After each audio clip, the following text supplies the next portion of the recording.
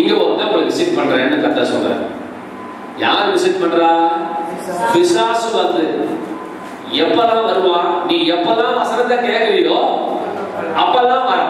நல்லா கவனிச்சுக்கோ. எப்பதான் வசனத்தை கேட்கறீங்களோ அப்பதான் பிசாசு வந்து ஒரு முக்கியமான ஒரு வேலையை செய்யறான். என்ன செய்யறான்னா, கவனிங்க, நீங்கள் விசுவாசித்து ரட்சிக்கப்படாதபடிக்கு வசனத்தை எடுத்து கொடுக்கிறார். விசுவாசித்து நிலத்து மேல விதை விழுந்திருக்குன்னா, சப்போஸ் அந்த விதை நிலத்துக்குள்ள போச்சுன்னா பலன் வந்துருமே. அதனால அந்த விதை உள்ளுக்குள்ள போகக்கூடாது. நீங்க அதை விசுவாசித்து விடக் கூடாது. அங்கே இருந்தால் இன்னைக்கு இல்லைனாலும் நாளைக்கு விசுவாசிப்பீங்க. மனதுல பேச்சதுன்னா அந்த மத விதை உள்ள போறதுக்கு வாய்ப்பு இருக்கிறது. ஆகவே அது அங்க இருக்கக்கூடாது என்பதற்காக ஊழியக்காரன் பிரசங்கம் பண்ணி முடிச்சு அடுத்த நிமிஷமே அவன் என்ன செய்யறான்? வந்து அதை என்ன செய்யறான்? கல்யாண மண்டபத்தை கூட்டி கிளீன் பண்றது போல நம்ம இருதயத்திலே விதைக்கப்பட்ட வசனத்தை அவன் எடுத்து போட வருகிறான். புரிஞ்சுக்கோங்க. புரியலன்னா நானும் செய்ய வேண்டிய, நீங்க எப்படி வேணா கேட்கணும், நான் சொல்ல வேண்டிய நான் சொல்லிக்கிறேன். வந்து அந்த வசனத்தை எடுத்து போடுதான். ஏன்னா நீங்க ரட்சிக்கப்படக்கூடாதான், நீங்க குணமாயிடக்கூடாதான், நீங்க விடுதலை அடைந்து விடக்கூடாதான். நீங்க இன்னைக்கு பாக்குற தரித்திரத்தையும் இன்னைக்கு பார்த்துட்டு இருக்கிற வியாதியையும் இன்னைக்கு இருக்கிற கிந்து வீட்லயுமே உங்க பணம் போகணும் அப்படின்னு அவன் முடிவு பண்ணி வச்சிருக்காங்க. அதனால வந்து மண்டைகளை போட்டு அத்தனை வார்த்தையும் தூக்கி நினைச்சாங்க போகிறாங்க. இப்ப கவனி, எப்படி எடுக்கிறான் அதை சொல்லதான் போறேன். எப்படி இருக்கக்கூடிய அந்த வார்த்தையை அவன் எடுக்கிறான் அப்படின்னா, நல்லா கவனிங்க. நான் சுகமாவே அப்படின்னு நீங்க விசுவாச அறிக்கை செய்யும் பொழுது உங்க சரீரத்துல பிரச்சனைகள் வரும். எப்படி எடுப்பான்? நீ சொன்ன வார்த்தைக்கு எதிராக நடந்தாதான் உங்க இதயத்தில் இருக்கிற வார்த்தையை தூக்க முடியும். சும்மா கையை நீட்டி உள்ள போய் எடுக்க முடியாது. நீ என்ன சொன்னியோ அதற்கு எதிர்மாறான நிகழ்வுகளை அவன் வாழ்க்கையை அனுமதித்து இதயத்தில் உள்ள வார்த்தையை அது பொய் என்று சொல்லி உன்னையே மறுதலிக்க சொல்லி இயேசுவை பேதுரு மறுதலிச்சது போல உன்னையே அவன் மறுதலிக்க வைப்பான். இதான் விஷயம். இந்த விதமான நிலைமை போறேன்னு சொல்றதெல்லாம் புரிஞ்சு வச்சுக்கோங்க. உதாரணம் சொல்றேன். என்ன ஒரு அறிக்கை பண்ணுங்க. கர்த்தர் என்னையும் என் வீட்டையும் வீட்டாரையும் எனக்கு உண்டான யாவற்றையும் செருப்பு முதல் பீரோ வரை குண்டூசி முதல் கொண்டு பீரோ வரைக்கும் சுற்றி வேலி எடுத்து கர்த்தர் பாதுகாக்கிறார். என்னை காக்கிற தேவன் தூங்குவதும் இல்லை உறங்குவதும் இல்லை. இப்ப இந்த வார்த்தையை நம்ம அறிக்கை பண்ணி ஒரு கொஞ்ச நாள் ஆகல டேவிட்டோட 2 வீலர் காணாம போச்சு. போன ஞாயிற்றுக்கிழமை என்ன செய்து கேட்டிருப்பீங்க, குவார்டர்ஸ்ல இருக்கக்கூடிய பாலாமணியோட சைக்கிள் காணாம போச்சு. ஞாயிற்றுக்கிழமை முஸ்லீம் வந்தவங்களும் தெரியும், அந்த சபைக்கு ஞாயிற்றுக்கிழமை வந்தவங்களும் தெரியும். ஆனா நடந்தது என்னங்கிறது சொல்லிடுறேன். டேவிட் தொலைச்ச வண்டியோட விலை 25,000, அவனுக்கு கிடைச்ச வண்டியோட விலை 40,000 மதிப்புள்ள வண்டியை போலீஸ் ஸ்டேஷன் கூட்டு கொடுத்துருக்காங்க. அவன் வச்சிருக்கிறது சாதாரண வண்டினா, வச்சிருக்கிறது ஹீரோ ஹோண்டா ஸ்ப்ளெண்டர் பிளஸ் வச்சிருக்கோம். போவேன் இந்த 2 வீலர் பாலாமணி காணாம போச்சு. அது என்னாச்சுங்க அப்படின்னா, நைட்டு 6:30 மணிக்கு இந்த முசில் எத்தனை தெரு இருக்குன்னு நமக்கு தெரியுமா? ஏதோ ஒரு தெருல அவங்க சைக்கிள் நிச்சா நிற்கிறாங்க.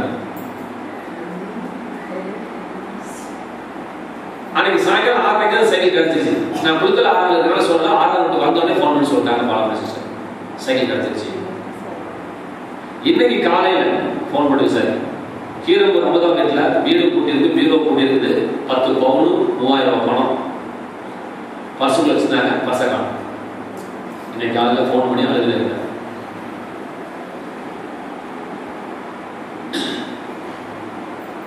சுசிலா வீட்டுக்காரர் இவ்வளவு நல்லா இருந்தாரு. இந்த செய்தியை கேட்ட கொஞ்ச நாளுக்குள்ள என்ன ஆயிடுச்சு அப்படின்னா, எங்க இருக்காருன்னா அவர் சேலத்து ஹாஸ்பிட்டல் அட்மிட் பண்ணப்பட்டிருக்காரு. நான் என்ன சொல்ல வரேன், நான் என்ன சொல்ல வரேங்க தான் முக்கியம். அப்படியே தினத்தின பேப்பர் வாசிக்கிற மாதிரி குளிச்சுட்டு உட்காந்து கேட்கறது. நம்ம ஜபம் பண்ணதுக்கு, நம்ம பண்ணின விசுவாச அறிக்கைக்கு என்ன நடக்குதுங்க? நடக்குது. ஒரு காரியத்தை உங்கள்கிட்ட சொல்றேன். ஒரு வருஷம் ஒரு 6 மாசம் காலேஜ்ல ஒரு செமஸ்டருக்கு படிக்கிறோம். அந்த 6 மாசம் நீ படிச்சத ஒரு ரகசியம் சொல்லுறேன், 3 மணி நேரத்துல டெஸ்ட் பண்ணிடுறேன். ஓகே, பாஸ் பண்ண பிறகு அடுத்த பரீட்சை அதே பேப்பர்ல எப்ப நடக்கும்? நல்லா கேள்விக்கு பதில் சொல்லு. நீ பாஸ் பண்ண பேப்பருக்கு அடுத்த எக்ஸாம் எப்ப நடக்கும்? நடக்காது. என்னமா புரியல? நடக்காது. நீ 2ஆம் கிளாஸ் பாஸ் பண்ணிட்ட, ஓகே, இப்ப மறுபடியும் உங்களுக்கு 2ஆம் கிளாஸ் பாஸ் நடக்குதா? எனக்கு அதை சொல்லுவாங்களா? அதெல்லாம் கிடையாது, சிலபஸ் மாத்தியாச்சு, இன்னொரு எழுதுங்க சொல்றாங்களா? கிடையாது. நல்லா மனசுல வச்சுக்கோங்க. மணிவண்ண, ஒன்ஸ் நீ பாஸ் பண்ணா அதை பாஸ்ன்னு இந்த உலக அரசாங்கம் எப்படி அதை ஏத்துக்குதோ அதே போல பரலோக அரசாங்கமும் நீ பாஸ்னா பாஸ்ன்னு சொல்லி டெக்ளேர் பண்ணி கர்த்தர் சர்டிஃபிகேட் தராங்க. தொடர்ந்து சாகர வரைக்கும் தேய்ச்சி பார்க்கிற கர்த்தர் அவர் அல்ல. முதலமைச்சரோட பையனா இருந்தாலும், அவன் ஸ்டேட் ஃபர்ஸ்ட் இருக்கிற பையனா இருந்தாலும், அவருடைய தரம் அந்த ஸ்கூல் ஆசிரியருக்கு தெரியும், உலகத்துக்கு தெரியுமா? அப்ப உலகத்துக்கு நிரூபிக்க ஒரு பரீட்சைங்கிற ஒரு காட்டத்தை வச்சு, ஒரு காரியத்தை வச்சு, அதை அவனை எழுத வச்சு, முன்னப்பட தெரியாத ஆசிரியர்கள் அவனை திருத்த வச்சு, இவருடைய தரத்தை ஊருக்கு நிரூபித்து இவன் ஸ்டேட் ஃபர்ஸ்ட் சொல்லிட்டு அவனுக்கு பேர் வாங்கி தருது. அப்ப யாரா இருந்தாலும் நமக்கு ஒரு பரீட்சை நமக்கு தேவையா இருக்குது. அப்ப நீங்க எதை வாயை திறந்து நீங்க சொல்றீங்களோ, கர்த்தாவே நான் நல்லா இருப்பேன், கர்த்தாவே நான் வாழா இருக்க மாட்டேன், தலையா இருப்பேன், எனக்கு வியாதி வராது, என் பொருள் தொலையாது அப்படின்னு சொல்லும் பொழுது என்ன நடக்குது? வாழ்க்கையில எதிர்மறையான காரியங்கள் சம்பவிக்கும் பொழுது இப்ப வாயை மூடிட்டு கம்முன்னு இருக்கிறியா? மறுபடியும் சௌத்ராட்ச பந்து போல இப்பவும் சொல்றேன், என் செருப்பு கூட காணா போகாது, என் குட்டூசி கூட காணா போகாது, என் பேனா முள்ளு கூட காணா போகுது, நான் சேரகத்துல சேஃப்டி பண்ணி கூட காணா போகாது. ஏனென்றால் கர்த்தர் என்னையும் என் வீட்டையும் என் வீட்டாரையும் எனக்கு உண்டான எல்லாவற்றையும் சுற்றி அவர் வேலை எடுத்து அவர் பாதுகாக்கிறார். என்னை காக்கிற தேவன் தூங்குவதில்லை, உறங்குவதில்லை என்று நாம் மறுபடியும் சொல்லுகிறோமா? முக்கியம். அதுதான் பிரசங்கியார் சொல்லியிருக்காரு, காற்றை கவனிக்கிற விதைக்க மாட்டான், மேகங்களை நோக்குகிறவன். ரெண்டு ஒரே அர்த்தம் தான். இந்த வசனம் லூக்கா 8:13, பிரசங்கி 11:4 ஒன்றுக்கு ஒன்று தொடர்புடைய வசனங்கள். சூழ்நிலைகள் எதிர்வாரா வரட்டும், வரும், வரட்டும். ஆனால் நம்முடைய விசுவாசத்துல நாம் உறுதியாக இருக்கும் பட்சத்துல தொடர்ந்து நமக்கு பரீட்சைகள் வரப்போவது கிடையாது, நம்ம தோற்க போவது கிடையாது. ஒரு தடவை கட்டத்தை தேய்ச்சி பார்க்கலாம், தேய்ச்சி பார்த்துட்டு 22 கேரட் இருக்குது, 85 மச்சம் 85 பாயிண்ட் மச்சம் இருக்குது அப்படின்னா நீ வசனத்தை படிக்க இல்லையா? அப்ப நம்ம சொல்றதை கேட்க மாட்டேன். வசனத்தை நான் சொல்லிட்டேன், பசங்க 11 நாள் சொல்லிட்டேன்.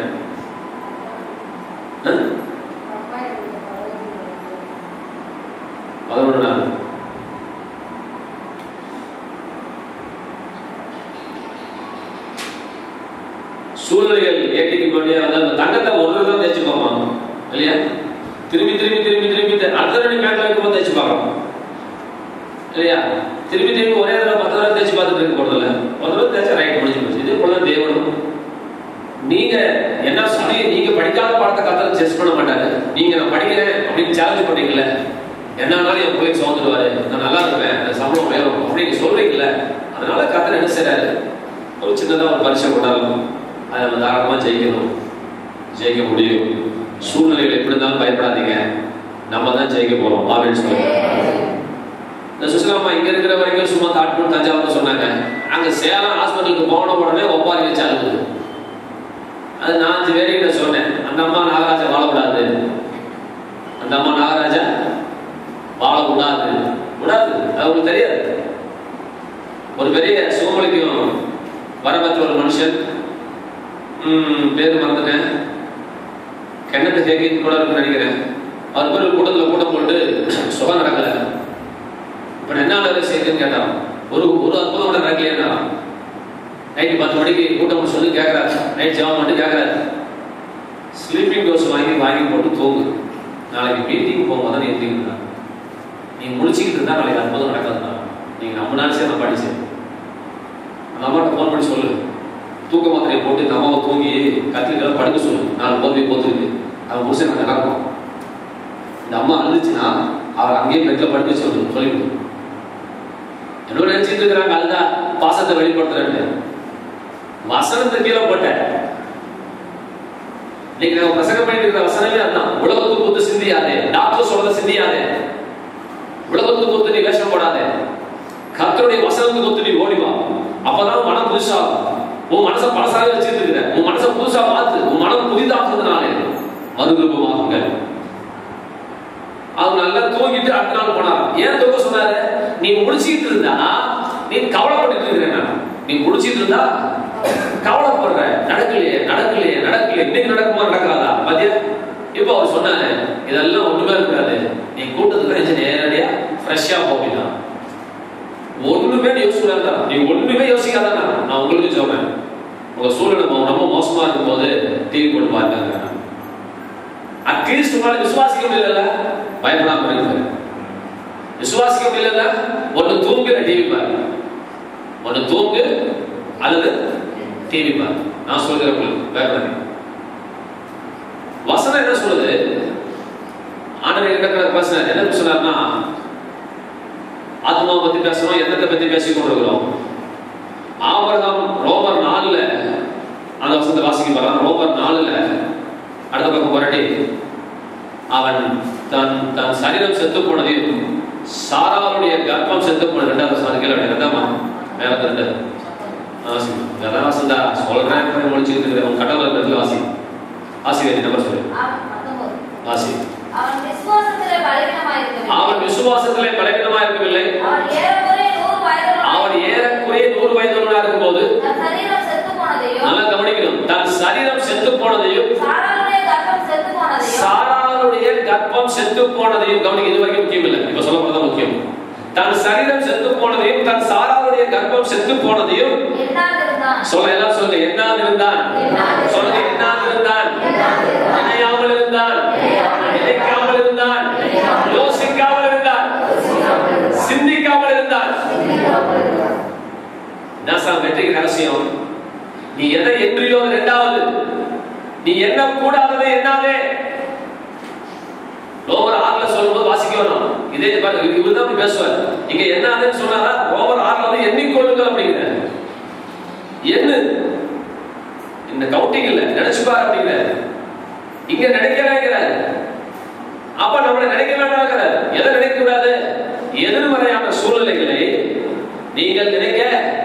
நம்ம தான் பிரசங்கம் பண்ணிட்டு இருக்கிறோம், ஜீவ ஆவியானவர் எனக்குள்ளே வாசமா இருக்கிறார், சாவுக்கு ஏதுவான என் சரீரத்தை கர்த்தர் உயிர்ப்பிப்பார், உயிரற்ற 3 நாள் சரீரமாகிய இயேசுவுடைய பிணத்தை பிதாவானவர் 3வது 4வது நாளிலே அவர் எழுப்பினது போல சாவாக இருக்கிற என் சரீரத்திலேயும் அவர் எழுப்புவதற்கு வல்லவராக இருக்கிறார். ஏனென்றால் அதே ஆவியானவர் எனக்குள்ளே தங்கி இருக்கிறார்.